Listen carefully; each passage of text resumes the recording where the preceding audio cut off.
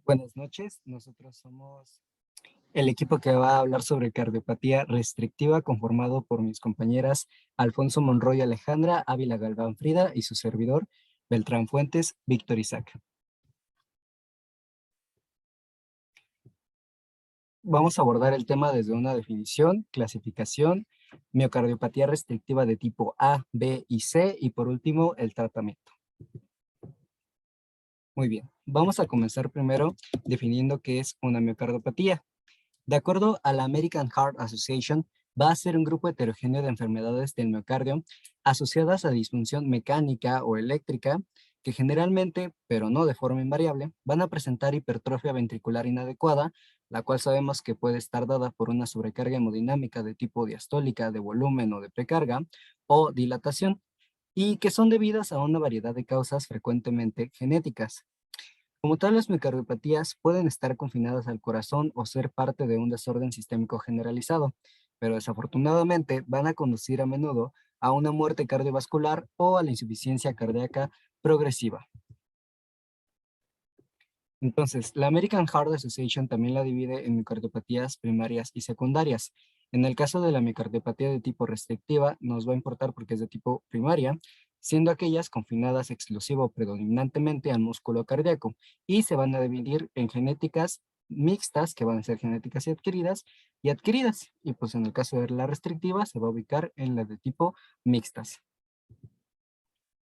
Ahora sí, como tal, la definición de miocardiopatía de tipo restrictivo va a ser una enfermedad primaria, como se mencionó anteriormente, caracterizada por la reducción significativa de la distensibilidad ventricular causada por infiltración de fibroblastos en el seno del miocardio, como puede ser también de otras sustancias o tejidos extraños, como viene siendo la enfermedad de la amiloidosis o de glucógeno, cuando tenemos, por ejemplo, un síndrome de Pompe, el cual va a alterar un gen que está encargado de producir la enzima alfa-glucosidasa, la cual es la encargada de transformar de glucógeno a glucosa, y pues por lo tanto este glucógeno se va a comenzar a almacenar en las células, como puede ser en el miocardio.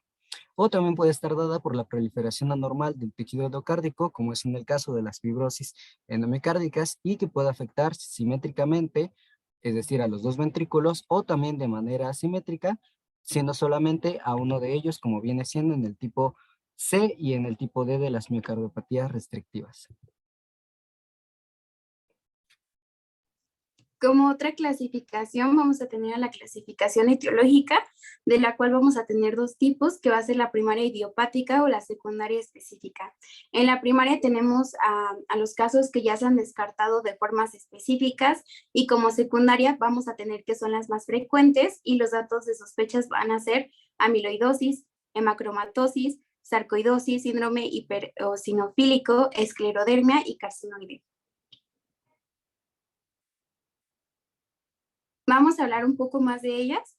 Como primero tenemos a la amiloidosis y vamos a tener los datos de sospecha y los datos de confirmación mediante estudios clínicos. El dato de sospecha va a ser un aumento de la miocardiopatía en ecocardiograma, sospecha de mieloma, gamapatía monoclonal, proteinuria, y en ecocardiograma vamos a encontrar un aumento de la masa ventricular y o punteado brillante del miocardio. Como confirmación diagnóstica vamos a tenerlo a través de una biopsia rectal o endocárdica. En la hemocromatosis vamos a tener que va a haber sospecha de afectación hepática, hiperpigmentación cutánea, hipogonadismo y diabetes mellitus. Y la confirmación se va a dar a través de estudios analíticos de sangre, como es la sideremia. Vamos a tener que esta va a ser mayor a 200 microgramos sobre 100 mililitros, la transferrina que va a ser mayor a 80% y la ferritina que va a ser mayor a 1 gramo sobre mililitro. Y vamos a tener también a la biopsia hepática. Como otro diagnóstico tenemos a la sarcoidosis, la cual la sospecha se va a hacer por adenopatías ciliares, arritmias y aneurismas en ecocardiograma, y también que el paciente sea una persona joven o de mediana edad, y la confirmación se va a dar a través de una biopsia pulmonar transbronquial. Tenemos también al síndrome hipereosinofílico o endocarditis de Lofer, el cual se va a dar datos de sospecha con una eosinofilia mayor a 1500 eosinófilos sobre mililitros cúbicos y que va a ser persistente mayor a 6 meses. La confirmación se va a hacer a través de una biopsia endomiocárdica. Tenemos también a la esclerodermia, la cual se va a dar con datos de sospecha con el fenómeno de Raynaud, el cual es pues un fenómeno de las arterias más pequeñas que suministran sangre a la piel, que van a presentar una vasoconstricción excesiva como respuesta al frío, y lo cual pues va a limitar la irrigación sanguínea del área afectada. La confirmación de este diagnóstico se va a dar a través de estudios en medicina interna. Por otro lado, tenemos al carcinoide, el cual nos va a mostrar datos de sospecha que van a ser fenómenos vasomotores, hepatomegalia tumoral, valvulopatía tricúspide orgánica, y la confirmación se va a hacer a través de un estudio en orina en 24 horas de la 5-hidroxiindolacético, que va a ser mayor a 20 miligramos por día. Otras causas también podemos encontrar la fibrosis endomiocárdica y también podemos encontrar la miocardiopatía restrictiva familiar, entre otras. Entonces vamos a tener que la sospecha de miocardiopatía restrictiva se va a producir cuando existan dos de estos tres criterios, los cuales son insuficiencia cardíaca sin causa aparente, ecocardiograma sugestivo o manifestaciones sistémicas sugestivas de entidades que puedan producir miocardiopatía restrictiva secundaria, las cuales ya acabamos de ver.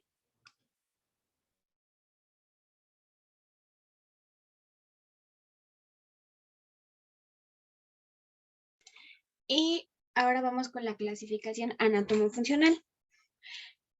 Para entenderlo, debemos tener en cuenta que estas miocardiopatías van a ser por la pérdida de la distensibilidad ventricular, lo cual nos va a impedir el llenado diastólico, que esto significa que hay una elevación desproporcionada de la presión intracavitaria.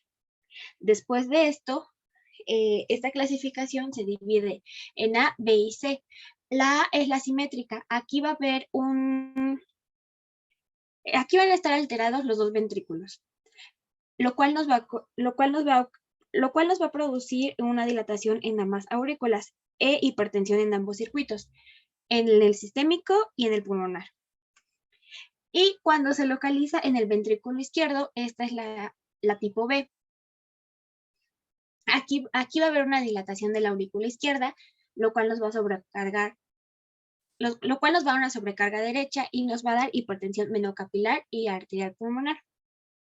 Y la tipo C es exclusiva del ventrículo derecho. Aquí el ventrículo que va a estar dañado es el derecho. Nos va a dilatar la aurícula derecha, nos va a ocasionar una hipertensión venosa, pero aquí la cavidad izquierda, las cavidades izquierdas van a estar normales.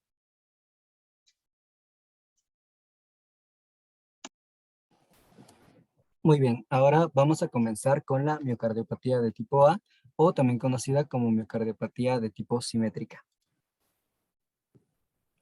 Entonces, va a ser llamada miocardiopatía de tipo simétrica porque va a estar alterando como tal a las cuatro cámaras: aurícula derecha, aurícula izquierda, ventrículo izquierdo y ventrículo derecho.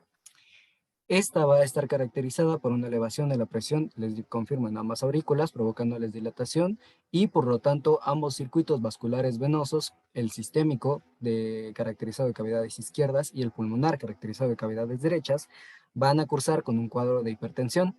Por lo tanto, el cuadro clínico va a estar asemejándose a la pericarditis constrictiva o también a la insuficiencia cardíaca congestiva de tipo global. Entonces, de acuerdo a la etiología, los procesos patológicos reconocidos como causantes de la miocardiopatía restrictiva de tipo A van a ser la amiloidosis cardíaca, la glucogenosis, que ya como les mencionaba va a estar cursando con una mutación en un gel, el cual va a estar condicionándonos la síntesis de la enzima alfa-glucosidasa, la cual va a servir para transformar de glucógeno a glucosa, y por lo tanto, como no se puede llevar a cabo esta transformación, va a comenzar a almacenarse el glucógeno en otro tipo de células, como puede ser en el corazón. También está la fibrosis intersticial difusa y la fibrosis endocárdica africana, también conocida como la enfermedad de Davis. Y aquí vamos a tener también de la amiloidosis, cómo se encuentran densos depósitos de material amiloide que infiltra de forma difusa en el miocardio, en el tejido conjuntivo, en la capa media y en la adventicia coronaria, presentándose en la mayoría de las veces en pacientes mayores de 75 años, cursando con distintas características clínicas como son las que se observan en las imágenes. Ok, avanzando con la fisiopatología, vamos a ver que esta va a comenzar con las patologías de amiloidosis cardíaca o de sarcoidosis, siendo la amiloidosis, les mencionaba, depósitos infiltrativos de material amiloide en el miocardio y de tejido de conducción de las arterias coronarias intramurales, mientras que la sarcoidosis va a cursar con granulomas anormales en los diversos órganos.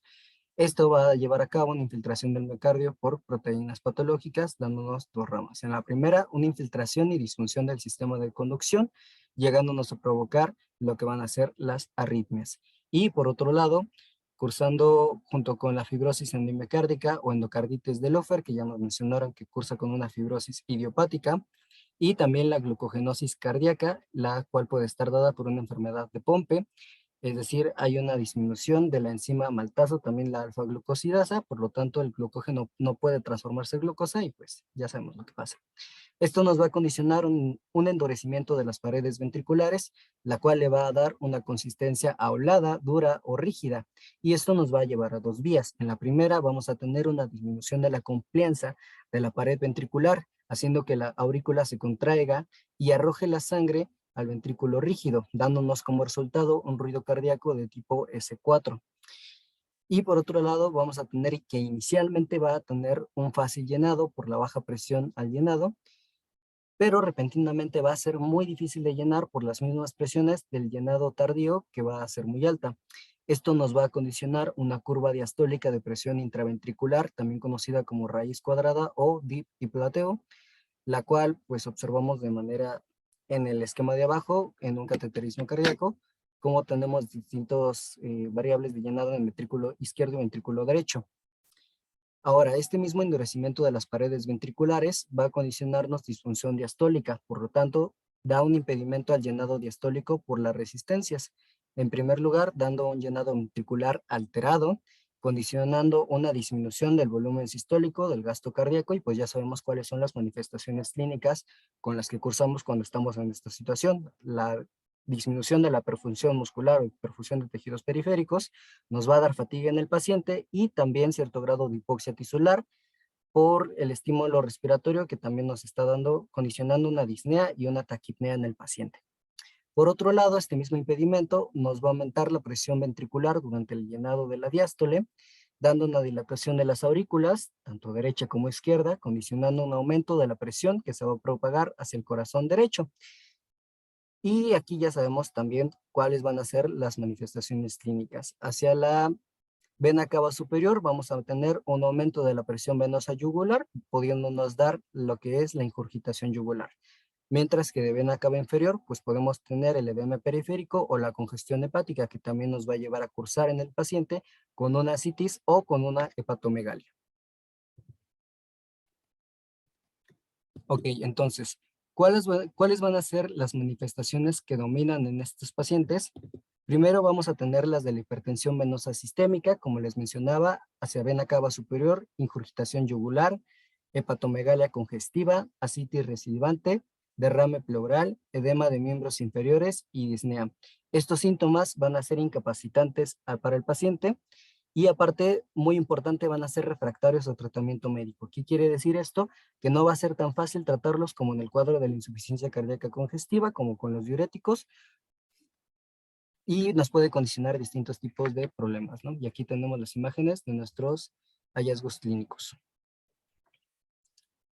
Ahora, en la exploración física, nosotros vamos a poder encontrar lo que va a hacer, además de los signos ya notados de hipertensión venosa sistémica, se va a revelar la ausencia de soplos en el área precordial y frecuentemente se va a auscultar un tercer ruido chasqueante que puede confundirse con un chasquido de apertura mitral o apertura protodiastólica de Lyon de pericarditis constrictiva. En ocasiones también vamos a poder encontrar, auscultar un cuarto ruido intenso que va a dominar el cuadro auscultatorio y va a ser la traducción del impedimento al llenado diastólico. Sabemos que este se va a caracterizar, el S4, por un ruido auricular debido a la tensión de las válvulas auriculoventriculares, como el miocardio ventricular, debido a un llenado acelerado. Por último, vamos a tener en los síntomas comunes lo que va a ser el adelgazamiento, la astenia y la dinamia del paciente por la misma disminución del gasto cardíaco y la congestión hepática que está presentando por hipertensión venosa. Y en algunos casos también vamos a tener lo que van a ser las lipotimias o los síncopes, en el cual es la diferencia de entre hipotimia y síncope, la hipotimia también conocida como desvanecimiento. Esta va a cursar con síntomas prodrómicos, es decir, que avisan de su aparición y no hay una pérdida de conciencia como tal, mientras que el síncope va a cursar sin síntomas prodrómicos y va a ser una pérdida de la conciencia con una recuperación espontánea. Ok, ahora en el electrocardiograma, el trazo electrocardiográfico que va a demostrar indudablemente va a ser un crecimiento de las dos aurículas, derecha e izquierda, muy prominente, y sin embargo no vamos a tener, aparte de esto, otro tipo de alteración que podemos encontrar. Aquí en este caso vamos a ver el bloqueo completo de rama derecha. Ay, perdón, se cambió. El bloqueo completo de rama derecha al ver estas orejas de conejo en B1 y B2, pero fuera de ahí pues no tenemos algún tipo de característica diagnóstica. Por otro lado, en la radiografía de tórax generalmente se muestra una cardiomegalia global discreta, la cual va a ser influida pues fundamentalmente por el mismo crecimiento de las aurículas y se va a acompañar con manifestaciones de hipertensión venocapilar pulmonar, las cuales ya conocemos, que van a ser, por ejemplo, las líneas de Kerley, la redistribución del flujo hacia los vértices, los hilos empastados, los derrames intercisurales y las imágenes en roseta. Por otro lado, el flebograma, que va a ser un registro del pulso venoso, puede demostrar la presencia de una onda A gigante, sabiendo que esta va a consistir en la contracción auricular derecha y un levantamiento sistólico sostenido con colapso profundo, traducción gráfica de la hipertensión venosa sistémica. Por otro lado, en el ecocardiograma en modo M, en este hay que tener en cuenta esto, ¿ok? Si ante un cuadro de hipertensión venosa sistémica e hipertensión venocapilar, las dimensiones de las cavidades ventriculares medidas por el ecocardiograma en modo M son normales, esto nos da la pauta para descartar la posibilidad de una insuficiencia cardíaca.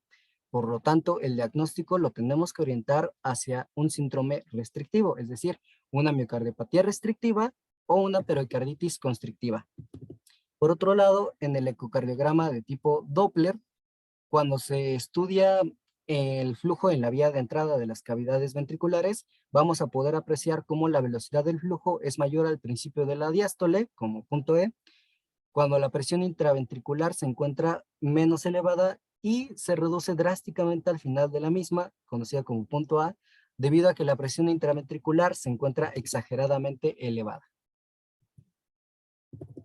En el ecocardiograma de tipo bidimensional, este va a ser el estudio como tal de mayor sensibilidad para demostrarnos el engrosamiento de las paredes ventriculares del miocardio infiltrado y nos ayuda por lo mismo a analizar las dimensiones normales o reducidas de las cavidades ventriculares que van a contrastar con la enorme dilatación que estamos presentando en las aurículas tanto derecha como izquierda, ¿no? Aquí como se presenta en la imagen. Vean una gran cavidad derecha e izquierda en las aurículas y pues ventrículos un poco normales o chiquitos.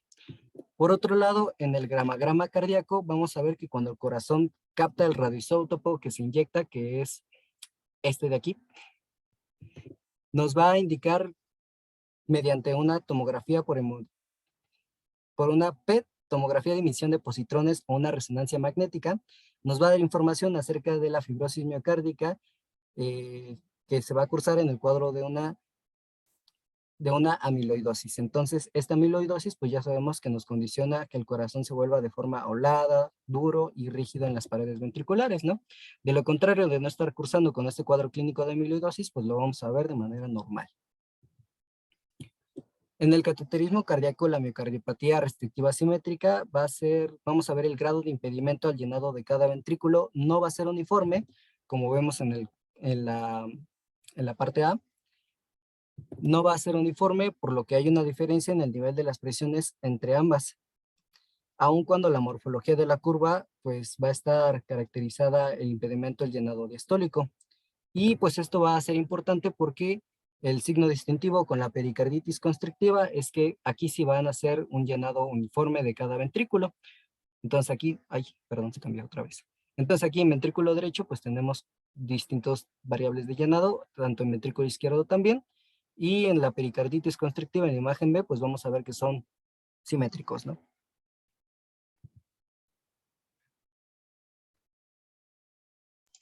Ahora vamos a pasar con la miocardiopatía tipo B, también se le conoce como miocardiopatía asimétrica del ventrículo izquierdo.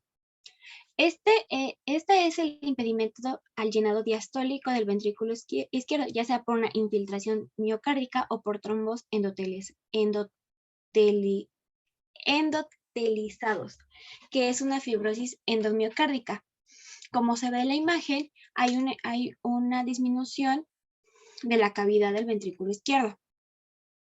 La que sigue, por favor.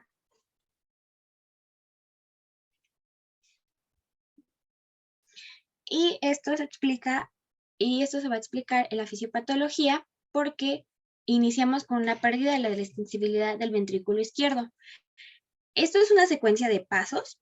Entonces, iniciamos aquí y esto nos va a aumentar la presión diastólica. Más adelante va a aumentar el tamaño de la aurícula izquierda, va a haber un agrandamiento.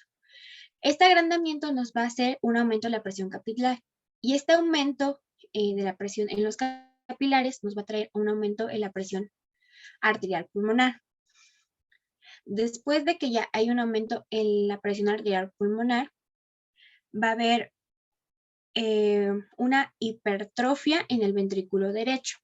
Esta hipertrofia del ventrículo derecho va a ser causada por la dilatación de este mismo, lo cual nos va a dar una claudicación de él, lo cual nos va a traer como consecuencia una insuficiencia tricuspidia por la dilatación del anillo fibroso.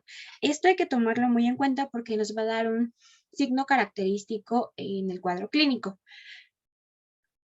Bueno, entonces regresando a la claudicación, esta lo que nos va a causar es una hipertensión venosa sistémica.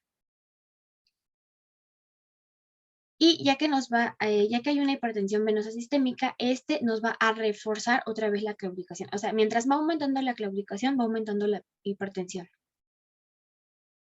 La que sigue, por favor. Y ahora en el cuadro clínico. El principal signo síntoma que nos va a presentar nuestro paciente es la disnea. Y esta va a ser causada por esa hipertensión venocapilar que tiene el paciente. También va a presentar signos y síntomas de la insuficiencia cardíaca congestiva, la regurgitación yugular, hepatomegalia, hepatalgia, edema, ascitis y derrame pleural. También a la exploración física vamos a encontrar un soplo regurgitante en el ápex. Este se va a deber al reflujo de las cámaras cardíacas. Va a iniciar en S1 y en S2. Va a iniciar en S1 y va a terminar hasta S2. El origen es tricuspidio y como se los mencioné en la fisiopatología, es secundaria a la dilatación del ventrículo derecho.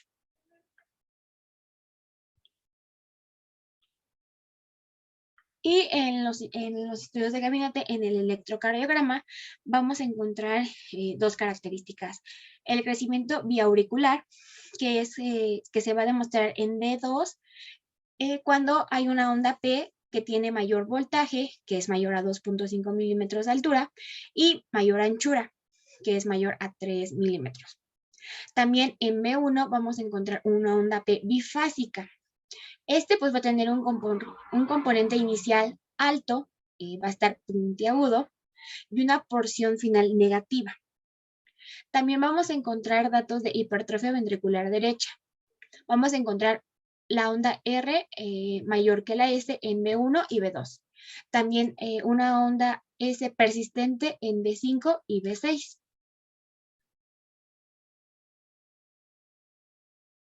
Y en imagenología vamos a encontrar la radiografía de tórax. En esta vamos a encontrar la presencia de una gran cardiomegalia.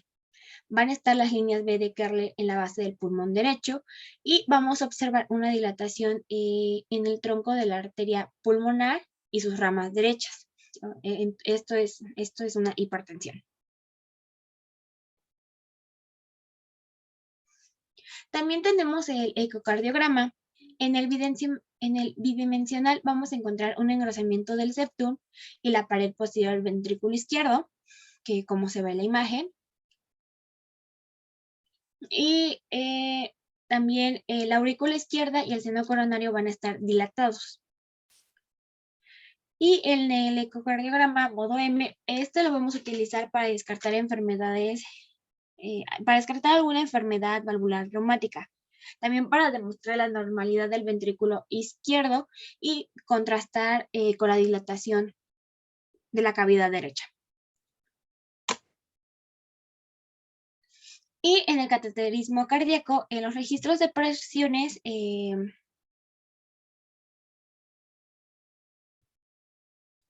los registros de presiones vamos a encontrar una imagen, nos va a dar esa imagen de impedimento del llenado diastólico con una elevación de la presión diastólica. Este es en el lado izquierdo. También tenemos la angiocardiografía, donde podemos encontrar alguno de los siguientes datos, que es dilatación de la aurícula y ventrículo derecho, dilatación del tronco y de la arteria pulmonar y sus ramas. La cavidad ventricular izquierda está reducida. Aquí podemos encontrar trombos endocárdicos. La cavidad auricular izquierda va a estar dilatada. También la biopsia pues va a ser de gran apoyo para dar el diagnóstico. Y también si realizamos una ventriculografía izquierda, vamos a encontrar una regurgitación mitral diastólica.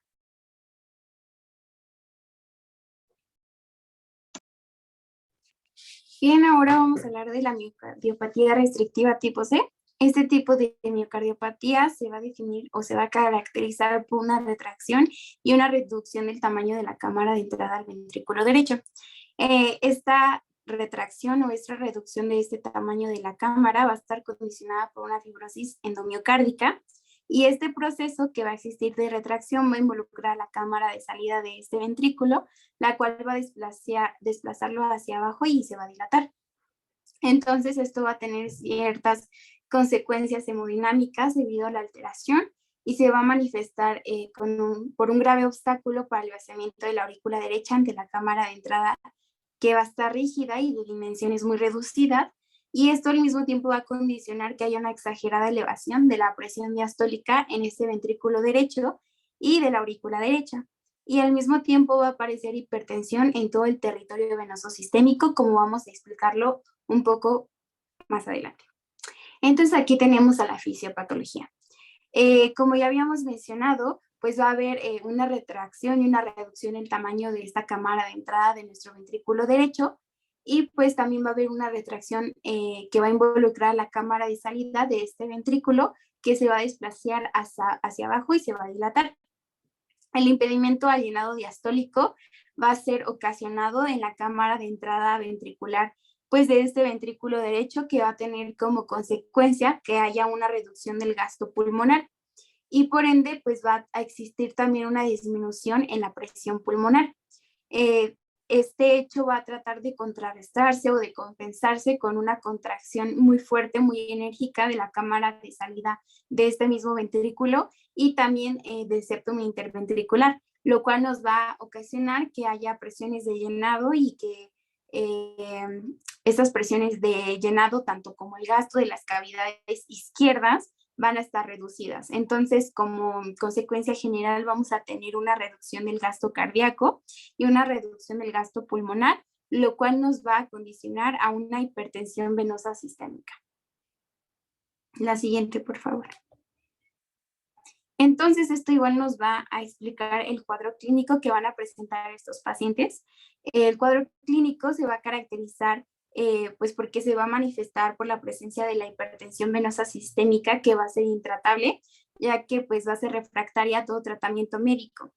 Esta va a estar caracterizada por ingurgitación yugular, por hepatomegalia congestiva, ascitis recidivante y edema de miembros inferiores. Y todas estas manifestaciones se van a alternar con un ataque al estado general, que recordemos que está caracterizado por tres aspectos, que es el adelgazamiento, la fatigabilidad y la astenia. También como consecuencia de la reducción del gasto sistémico, en ocasiones incluso se va a poder causar lipotomía o síncope, y de la pletora linfática intestinal va a reducir la absorción y por lo tanto en ciertos pacientes vamos a encontrar desnutrición. La siguiente, por favor. En cuanto a los estudios o los hallazgos que vamos a encontrar, tenemos primero al electrocardiograma. En el electrocardiograma vamos a encontrar que se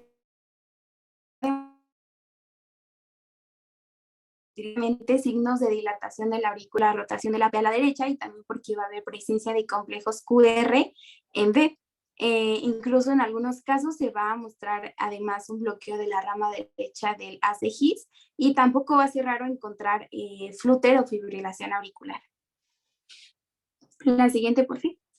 Entonces aquí tenemos una imagen de un electrocardiograma en pacientes con este tipo de cardiopatía, que es la tipo C, y aquí podemos ver que hay una rotación del QRS, como ya lo habíamos mencionado, hacia la derecha, porque hay un bloqueo de la rama derecha del haz de His, y también se puede notar la presencia de complejos QR en las derivaciones precordiales derechas de B1 y B2, y esto nos va a traducir pues que hay una dilatación auricular derecha, como ya lo habíamos dicho.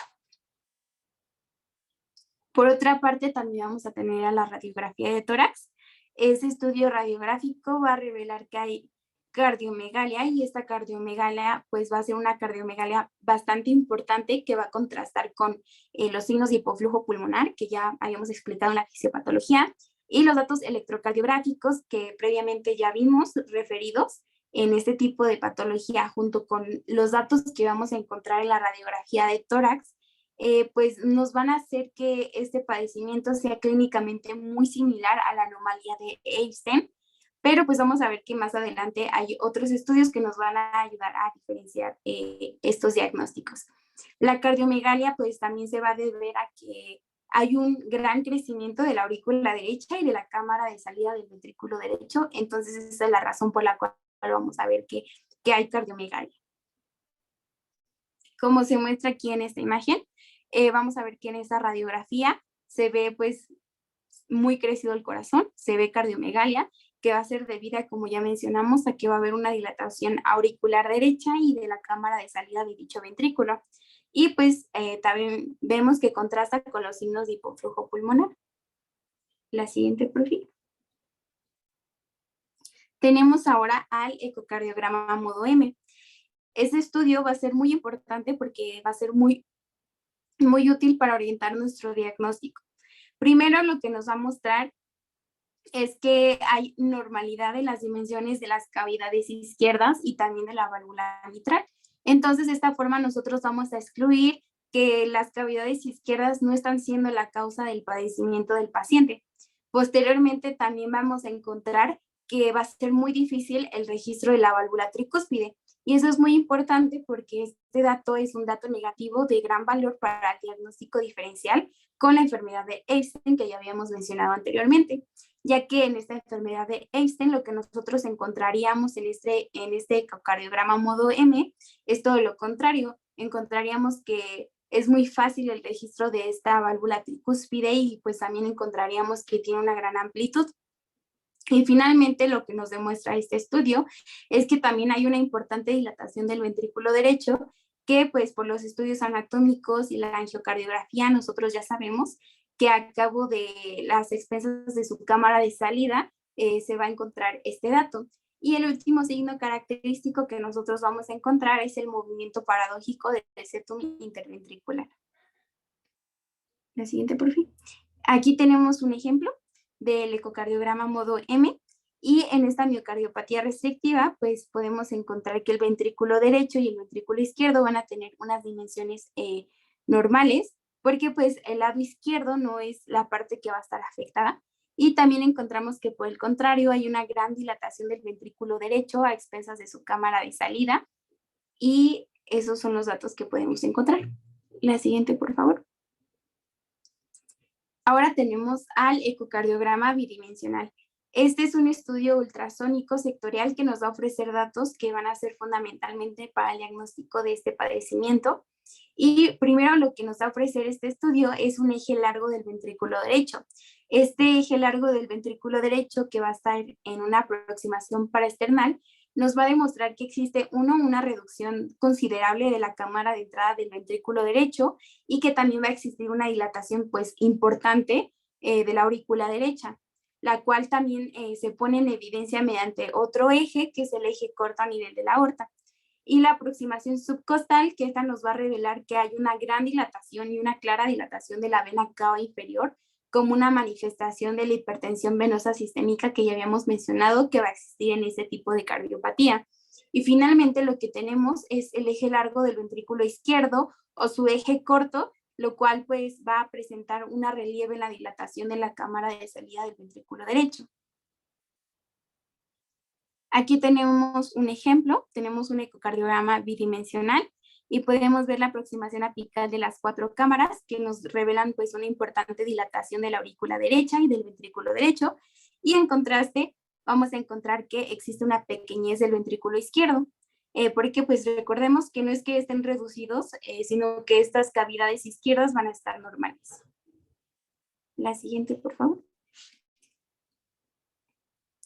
Como último tenemos al cateterismo cardíaco. Este cateterismo cardíaco lo vamos a dividir en 3. Lo primero son los registros de presiones. En este cateterismo simultáneo de ambos ventrículos nos va a demostrar que existe una típica curva de impedimento al llenado diastólico en el ventrículo derecho. Y esto nos va a generar que haya una imagen de raíz cuadrada.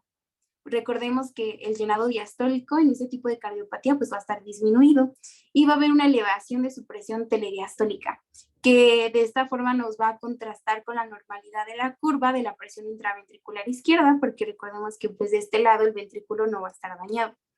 Por otro lado, tenemos el registro de presión aórtica, que nos va a demostrar que hay un típico pulso de Kussmaul que va a ser consecutivo a una restricción ventricular derecha. Luego tenemos a la angiocardiografía, en la cual el disparo de medio de contraste en este ventrículo derecho nos va a poner en evidencia que hay una obliteración de la cámara de entrada de este mismo ventrículo y que hay una dilatación en su cámara de salida, y que asimismo nos va a mostrar que hay una contracción enérgica de la dilatación del anillo tricuspidio, y también como último dato nos va a dar que hay una enorme dilatación de la aurícula derecha. Como último tenemos a la biopsia, que la biopsia pues va a ser de gran utilidad porque es la que nos va a permitir establecer el diagnóstico de la miocardiopatía. Entonces aquí tenemos igual un ejemplo de un estudio angiocardiográfico que nos va a demostrar la dilatación de la aurícula derecha y del anillo tricuspidio, y de otro lado vamos a observar la obliteración de la región apical de la cámara de entrada, que pues nos va a generar un contraste y muy importante en la dilatación de la cámara de salida del ventrículo derecho. La siguiente, por favor. Como último, vamos a hablar del tratamiento. El tratamiento se va a basar principalmente en 2 fines terapéuticos, que uno va a ser tratar directamente la causa y otro que va a ser pues tratar los síntomas o aliviar los síntomas del paciente, y con esto se va a tratar con diuréticos y antiarrítmicos, pero más adelante vamos a ver que pues estos mismos tienen incluso pues ciertos beneficios y ciertas contraindicaciones en algunos tipos de cardiopatía, y también pues tiene ciertas consecuencias. Pero antes de esto es importante mencionar que las 3 variedades de este padecimiento que ya mencionamos van a producir invalidez y van a evolucionar hacia la muerte en todos los pacientes, o en la mayoría de los pacientes, si es que no se les da el tratamiento correcto. La amiloidosis cardíaca, la enfermedad de Pompe, la fibrosis intersticial difusa idiopática van a ser padecimientos que son incurables. Entonces, hasta la fecha no hay algún procedimiento médico, quirúrgico que pueda aliviar estas enfermedades. La administración de diuréticos y de vasodilatadores van a ser insuficientes realmente para aliviar los síntomas de estos enfermos, e incluso en algunos pacientes, como lo vamos a ver más adelante, pueden ser peligrosos. La siguiente, por fin. Bueno, antes de mencionar esto, es importante decir que si nosotros administramos de forma excesiva los diuréticos, nos pueden llegar a disminuir peligrosamente el retorno venoso y el volumen diastólico, que de por sí ya encontramos disminuido en esta cardiopatía, y también disminuimos el gasto cardíaco, podemos producir un síndrome de choque hipovolémico que pues podría generarle, en vez de un beneficio, pues consecuencias mortales a nuestro paciente. Ahora sí, por lo que respecta a la fibrosis endomiocárdica, esta este tipo de diagnóstico, pues tiene cierto éxito en su tratamiento e incluso pues cada vez hay más informes acerca de este tratamiento quirúrgico que ha sido exitoso de este problema que pues es bastante grave. En efecto, pues este tratamiento involucra la resección de los trombos endocárdicos, que frecuentemente van a estar acompañados de la resección del aparato valvular con su respectiva sustitución valvular por una prótesis artificial. Y pues todo esto ha dado bastantes buenos resultados con una mortalidad operatoria elevada. Este es el único pues falla de este tratamiento porque hay un 20% alrededor de una mortalidad operatoria, pero pues en contraste al beneficio y al riesgo, pues es la mejor toma de decisión, ya que pues no existe otra forma, otro proceso para esta enfermedad, que pues actualmente es incurable. La mejoría clínica de los sobrevivientes es francamente satisfactoria. Incluso pues se ha visto que los mejores resultados son para la miocardiopatía restrictiva de tipo B. Entonces esa es la que va a tener como pues la mejor supervivencia, perdón.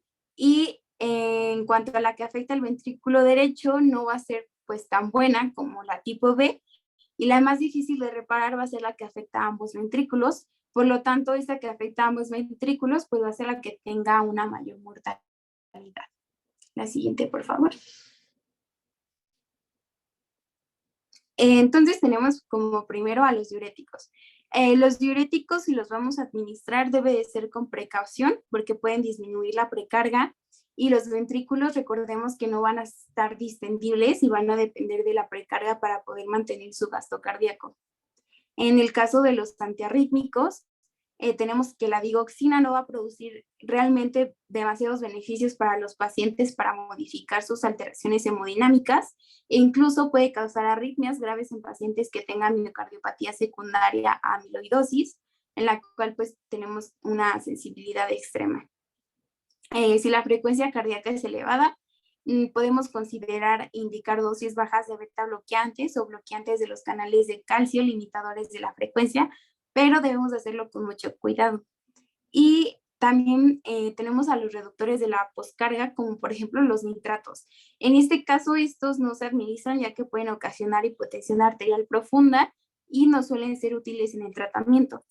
Y si el diagnóstico se alcanza pues en un estadio temprano, que sería lo mejor, es importante dar un tratamiento específico para algunas formas de amiloidosis, hemocromatosis, sarcoidosis y síndrome de Löfgren, que podrían ser muy útiles para los pacientes. Y a veces, la siguiente por favor, a veces se recomienda algún dispositivo de asistencia ventricular izquierda, conocido como DAVI, y un trasplante. Incluso aquí pues tenemos un cuadrito que nos muestra las diferentes series que han informado los resultados quirúrgicos en la miocardiopatía restrictiva, que es causada por fibrosis endomiocárdica, en la cual encontramos que en ciertos procesos la mortalidad operatoria pues es relativamente baja. Eso sería todo de nuestra parte. Aquí están nuestras referencias. Si no tienen alguna duda, entonces con eso daríamos por terminado.